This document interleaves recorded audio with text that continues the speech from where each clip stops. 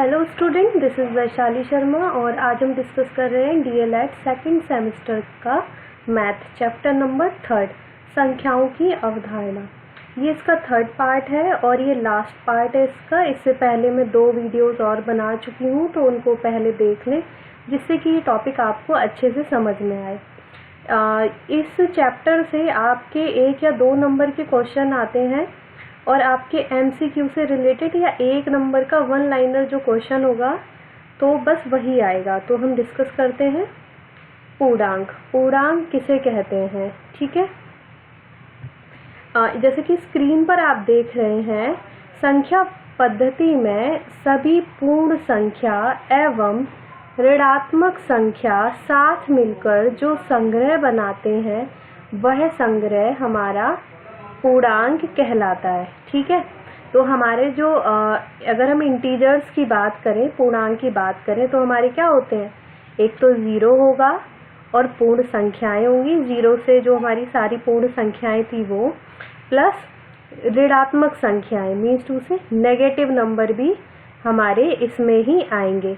आप यहाँ देख रहे होंगे कि आपके एग्जाम्पल में दिया हुआ है, कुछ पॉजिटिव नंबर हैं, 0 भी है और कुछ हमारे नेगेटिव नंबर्स भी हैं। तो पूर्ण संख्याएं वे संख्याएं होती हैं जिसमें पूर्णांक संख्याएं वे संख्याएं होती हैं जिसमें हमारे सभी पूर्ण संख्याएं और ऋणात्मक संख्याएं आती हैं, वो हमारी पूर्णांक कहलाती हैं। यहाँ पे पूर्णांक के हम प्रकार देखेंगे, टाइप्स ऑफ इंटीजर्स। ये मुख्यतः 3 भागों में विभाजित हैं, धनात्मक, ऋणात्मक और शून्य। पॉजिटिव इंटीजर, नेगेटिव इंटीजर्स और हमारे 0। तो आप स्क्रीन पर देख रहे होंगे जो इंटीजर्स नंबर लाइन है, यहाँ पे 0 हमारा 0 इंटीजर आएगा, ना तो ये पॉजिटिव में जाएगा ना हमारा नेगेटिव में। और जो पॉजिटिव होंगे वो हमारे पॉजिटिव इंटीजर कहलाएंगे और इनके साथ जो ऋणात्मक चिन्ह होगा वो क्या कहलाएंगे, नेगेटिव इंटीजर। और ज़रूरी नहीं है कि पॉजिटिव के साथ साइन हो, आपका नॉर्मल 1, 2 लिखा हो सकता है या इसके साथ प्लस भी लिखा हुआ आ सकता है। कुछ इम्पॉर्टेंट पॉइंट को डिस्कस करते हैं। प्रत्येक धन पूर्णांक प्रत्येक ऋण पूर्णांक से बड़ा होगा, ठीक है। जैसे जो पॉजिटिव नंबर होंगे वो हमारे क्या होंगे, नेगेटिव नंबर से बड़े होंगे। ये नंबर्स हमारे बड़े होंगे, ठीक है। सभी धन पूर्णांक 0 से बड़े होंगे। तो जितने भी पॉजिटिव, अभी हमने जो नंबर लाइन देखी थी, जितने भी इस साइड के हैं वो 0 से हमारे बड़े होंगे। फिर हमारा सभी ऋण पूर्णांक 0 से छोटे होंगे। तो यहाँ पर जो हम देख रहे थे हमारे ऋण पूर्णांक क्या है, ये जो हमारे ऋण पूर्णांक हैं वो हमारे 0 से छोटे होंगे। तो ये कुछ कंडीशंस थी पूर्णांक से रिलेटेड, इंटीजर से रिलेटेड। अब हम डिस्कस करते हैं परिमेय संख्याओं को। परिमेय संख्या क्या होती है, ये p/q के फॉर्म में होती हैं और q हमारा डज नॉट इक्वल्स टू 0, ये 0 के बराबर नहीं होता है। p हमारा अंश होता है, q हमारा हर होता है। इसके कुछ एग्जाम्पल्स हैं, फ्रैक्शन के फॉर्म में होंगी, ये भिन्न के फॉर्म में होंगी आपके पास। तो आप देख रहे होंगे 1/2, 1/3, 3/5, 7/8। तो इस टाइप के जो नंबर्स कहलाएंगे वो हमारे क्या कहलाएंगे, परिमेय संख्या कहलाएंगे।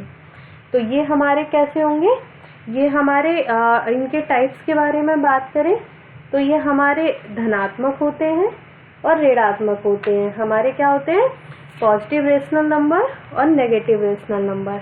ये आप यहाँ पर देख रहे हो कि पॉजिटिव के साथ साइन लगा होना जरूरी नहीं है, बट नेगेटिव के साथ हमारा साइन जरूर आएगा, ठीक है। कुछ एग्जाम्पल आपकी स्क्रीन पर हैं और हम इम्पॉर्टेंट पॉइंट को डिस्कस करेंगे। धनात्मक परिमेय संख्याएं ऋणात्मक परिमेय संख्याओं से बड़ी होती हैं। जैसे कि ये हमारा क्या है, छोटा होगा, छोटी होगी, और ये हमारी क्या होगी, बड़ी होगी, ठीक है। अब हम देखते हैं ऋणात्मक परिमेय संख्या 0 से छोटी होंगी। तो जितनी भी नंबर लाइन हम जो बनाते हैं ना, यहाँ सेंटर में 0 रहता है, यहाँ 1/2 होगा, इधर माइनस का 1/2 होगा। तो 0 के जो भी इस साइड होंगी वो क्या होंगी, हमारी छोटी होंगी। उसके बाद 2 धनात्मक परिमेय संख्याओं को समहर करने पर जिसका अंश बड़ा होगा वह परिमेय संख्या बड़ी कहलाएगी। मान लीजिए आपका 2/7 है और यहाँ 3/7 है, तो अब आपने इनके हर जो हैं वो समान कर दी, ये भी 7 कर दिया, ये भी 7 कर दिया। अब हम देखेंगे अंश किसका बड़ा है, जिसका अंश बड़ा होगा वह परिमेय संख्या बड़ी होगी। तो जैसे ये 3/7 आ रहा है तो ये वाली संख्या हमारी बड़ी हो जाएगी। अब है हमारा दो परिमेय संख्याओं को समहर करने पर जिसका अंश बड़ा होगा वह छोटी होगी। अब यहाँ ऋणात्मक संख्याओं की बात की जा रही है। ऋणात्मक परिमेय संख्याओं के जब हम अंश को ऋणात्मक परिमेय संख्याओं के जब हम हर को समान कर देंगे तो हमारा क्या होगा। हाँ, अब देखते हैं, जैसे ये लिखा हुआ है, दो परिमेय ऋणात्मक परिमेय संख्याओं के समहर करने पर जिसका अंश बड़ा होगा वह छोटी होगी। अब यहाँ बिल्कुल अपोजिट कंडीशन हो जाती है। अब ये माइनस का 1/2 है, ठीक है, और ये माइनस का 3/2 है। अब यहाँ सम हर कर दिए, समान हर कर दिए, तो यहाँ कंडीशन क्या है, जिसका अंश बड़ा होगा वह छोटी होगी। तो हमारा -3/2 ये हमारा क्या हो जाएगी, ये हमारी छोटी हो जाएगी। तो ये मोस्ट इम्पॉर्टेंट कंडीशंस हैं, इनको याद रखिएगा दोनों को। प्रत्येक प्राकृतिक संख्या पूर्ण संख्या एवं पूर्णांक परिमेय संख्या के रूप में प्रदर्शित की जा सकती है। तो क्या प्रत्येक प्राकृतिक संख्या पूर्ण संख्या और पूर्णांक परिमेय संख्या के रूप में प्रदर्शित की जा सकती है। तो ये इम्पॉर्टेंट कंडीशंस थी, ये याद रखिएगा। इससे 1 नंबर का क्वेश्चन आपका एग्जाम में आना ही आना है। अब हम अपरिमेय संख्याओं की बात करते हैं। अपरिमेय संख्या क्या होती है, वे संख्याएं होती हैं जो हमारी PYQ के रूप में व्यक्त नहीं की जा सकती, है ना, कि व्यक्त ना की जा सके, है ना, ठीक है। तो ये होता है। अब इनके हम कुछ एग्जाम्पल देख लेते हैं। जैसे एग्जाम्पल की बात करें तो एग्जाम्पल क्या हो सकते हैं, एग्जाम्पल आपने देखे होंगे कि लाइक √5 हो गया, √8 हो गया, रूट जो अंडर रूट में जो होंगी वैल्यूज, या हमारा पाई हो गया, अल्फा हो गया, बीटा हो गया, है ना, गामा हो गया। तो कुछ इस टाइप के जो नंबर्स होंगे हमारे, वो सारे अपरिमेय संख्या के एग्जाम्पल होंगे, ठीक है।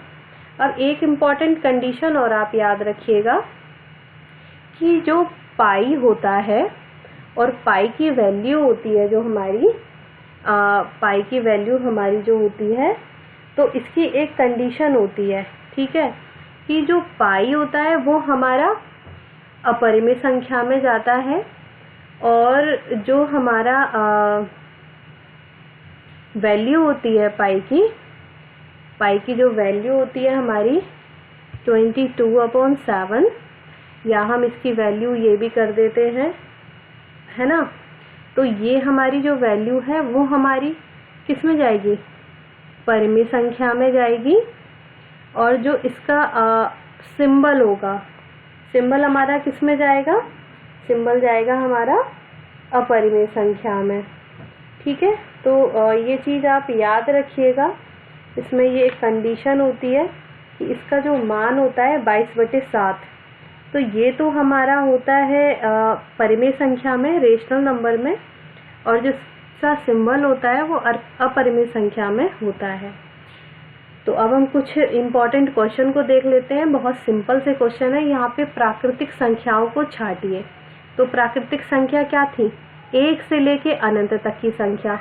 तो जो ये वैल्यू है ये हमारी किस में है, ये हमारी जा रही है परिमेय संख्याओं में, ये वाली, और ये पूर्ण संख्या है। तो हमारे ये 2 नंबर क्या हो जाएंगे, प्राकृतिक संख्या। सेकंड क्वेश्चन को देखते हैं, पूर्ण संख्याएं छांटिए। तो 0 से लेकर जितने भी नंबर थे अनंत तक वो हमारे पूर्ण संख्याएं थे।